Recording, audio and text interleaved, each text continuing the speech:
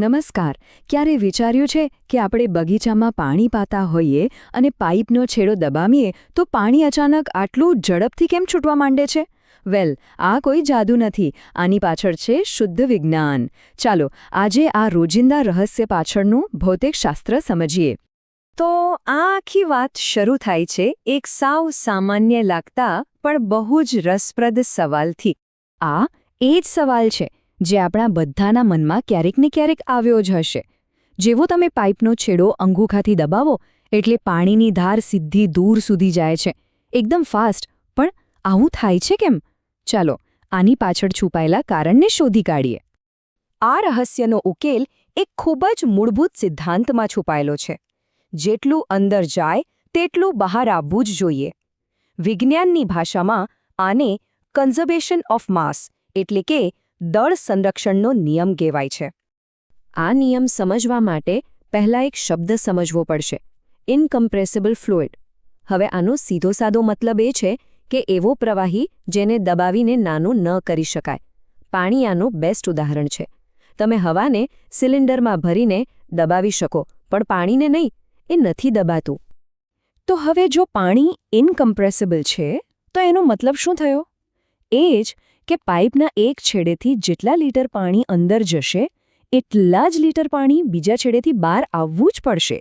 ક્યાંય વચ્ચે ગાયબ તો નથી થવાનું. એકદમ સીધી વાત છે, બરાબર ને? ઓકે, તો આ સાદી વાતને આપણે થોડા ગણિતની ભાષામાં સમજીએ. ચિંતા ના કરતા, આ બહુ જ સહેલું છે. આપણે એ કેવી રીતે ગણી શકીએ કે કેટલું પાણી વહી રહ્યું છે, એટલે કે એનું વોલ્યુમ કેટલું છે?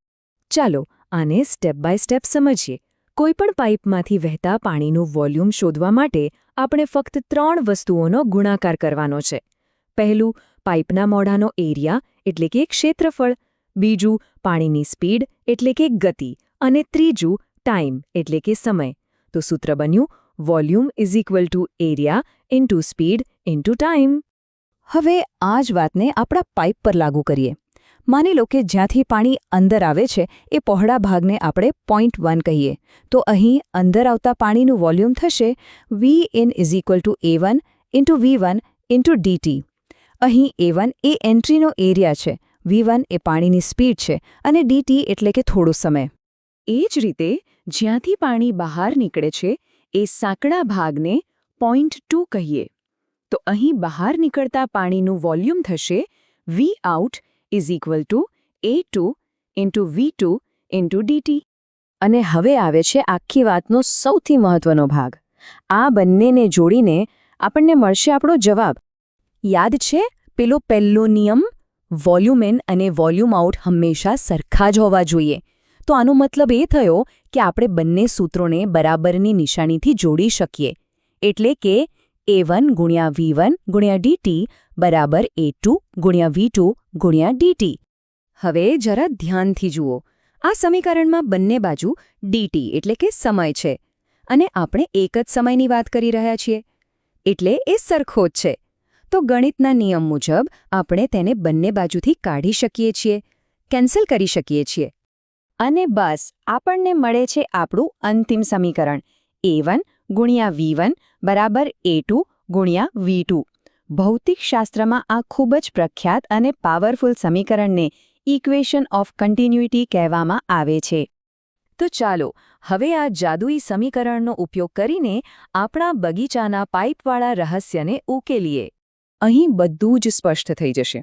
જ્યારે પાઇપનું મોઢું ખુલ્લું હોય ત્યારે તેનો એરિયા A1 મોટો હોય છે, પણ જેવો આપણે તેને અંગૂઠાથી દબાવીએ છીએ આપણે તેનો એરિયા A2 નાનો કરી દઈએ છીએ. હવે આપણું સમીકરણ કહે છે કે A અને Vનો ગુણાકાર બંને બાજુ સરખો જ રહેવો જોઈએ. તો જો એરિયા ઘટે તો એ ગુણાકારને સરખો રાખવા માટે સ્પીડે વધવું જ પડે.